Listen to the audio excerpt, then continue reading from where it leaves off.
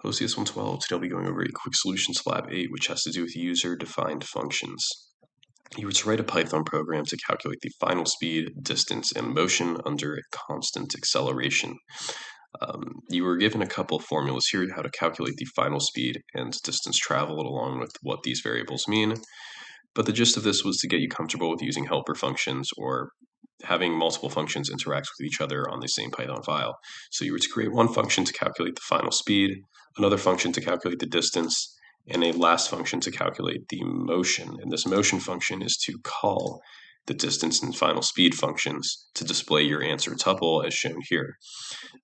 So these are some of the test cases. As you can see, they're testing all three of your functions. This will just calculate the final speed given the, I believe it's initial speed, acceleration, and time. Calculate distance, initial speed, final speed, and time. And then lastly, here you're given the initial speed, acceleration, and time. And you need to return a tuple with the final speed, the distance, and the time here. Whereas these are just calculating the pure distance. This is just calculating the final speed. These are going to be placed into this tuple along with the time for your return value in motion calculator. So motion calculator will be calling these two other functions up here. So I'm just going to dive right into it. So obviously we're just going to go straight in order here. Calculate final speed. I'm just going to replace this comment with the actual formula we need to use.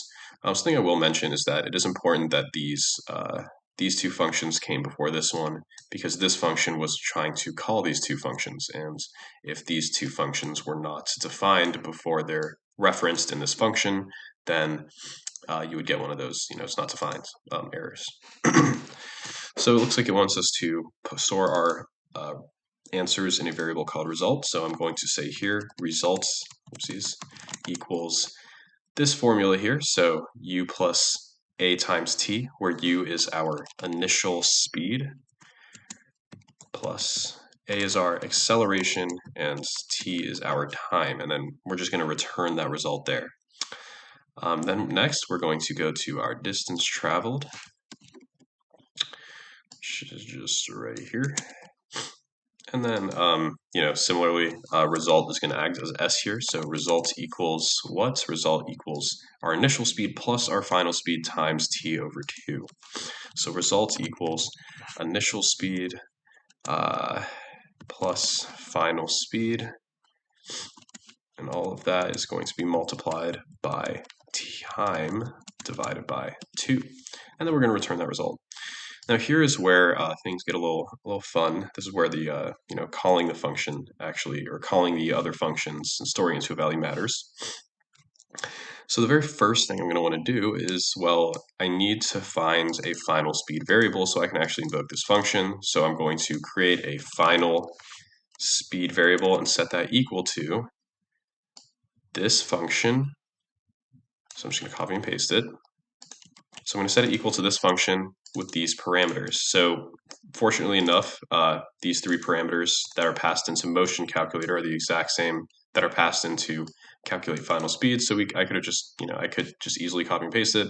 What this is doing is going to pass in these three arguments, and it's going to go into this function. It's going to do all the calculations for result. It's going to return result, and then the value of result is going to essentially, you can think of it as simplifying down to that. So the value of results, the return value of that function call is going to be assigned to final speed. So this function call's return value is going to be assigned here. And then we can use this variable now to call our distance function since we needed final speed here. So again, I can just copy and paste this guy here because I use the same naming conventions, and this is our distance, and I'm going to set that equal to calculate distance, again with these parameters, initial speed and time that we're called with, and then this new parameter that we actually calculated ourselves, final speed. And then lastly, we actually need to set result equal to our return tuple, which is our final speed followed by our distance and then followed by our time. So we can just slap that right here, say final speed, comma, distance, comma, time. Now if we were to run this, I have all the test cases along with the expected output there. I'll type in python cat.py. As you can see, we do at the expected output. Let me see if I can just scroll up here a little bit. As you can see, we get the expected output here. Yes, we got the expected output here, so that's good. I will say though, let me run this one more time. Yeah, that was weird. My, I guess because my terminal was a little smaller and I shifted up weird, it actually cut out. Yeah, it's cutting out some of the input output, which has never happened to me before, so that's a little weird. But yeah, this is the entirety of the expected output here. So the 20, the 10, the 10, the 75, the 25, and the 3 tuples. As you can see, though, the tuples aren't as clean as we'd like them to be. But in the instructions, it did say we could use the casting, like type casting. So that means, I believe it's our distance that is getting jazzed up. We can just straight up cast it directly when we are placing it into our tuple. I'm going to save that. I'm going to run it again. As you can see, we got that cleaner result as expected there.